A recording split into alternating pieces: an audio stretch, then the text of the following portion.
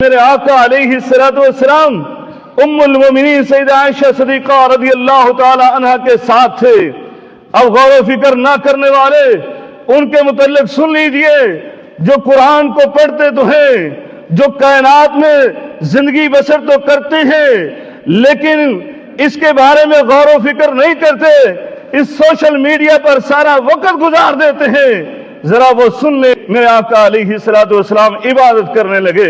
ام المومنین فرماتی ہیں میرے آقا نے تلاوت شروع کی اور میرے آقا کی آنکھوں سے آنسو جاری ہو گئے۔ آج تلاوت کرتے ہو، آج ساری تکالیف پر، آپ کے چھوٹی چھوٹی تکلیف پر رونا آتا ہے، آپ کی آنکھوں سے آنسو گرنا شروع ہو جاتے ہیں۔ چھوٹا سا صدمہ پہنچا، کوئی نقصان ہوا، کوئی تکلیف ہوئی، لیکن شاید غور تو کیجئے، قرآن پڑھتے ہوئے ہماری آنکھوں سے آنسو نکلے ہوں، کبھی اللہ کے ڈر سے بھی آپ کی آنکھوں سے آنسو نکلے ہوں۔ یہ کون رو رہا ہے؟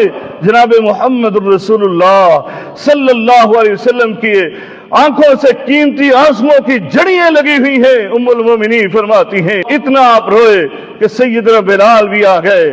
آپ کی یہ کیفیت دے کر کہا اللہ کے رسول آپ تو وہ ہیں یغفر لک اللہ ما تقدم من ذنبک وما تاخر، آپ کو معصوم من الخطا بنایا، پھر بھی آپ ایسے روتے ہیں۔ میرے آقا نے فرمایا تھا افلا اکون عبدا شکورا، کیا میں اللہ کا شکر گزار بندہ نہ بنوں؟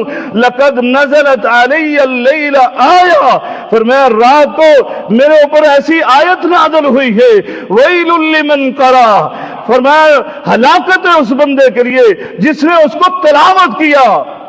غور کیجئے گا الفاظ میرے آقا کے، ویل لمن قرأها ولم يتفکر، فرمایا ہلاکت ہے اس بندے کے لیے جس نے اس کو تلاوت نہ کیا۔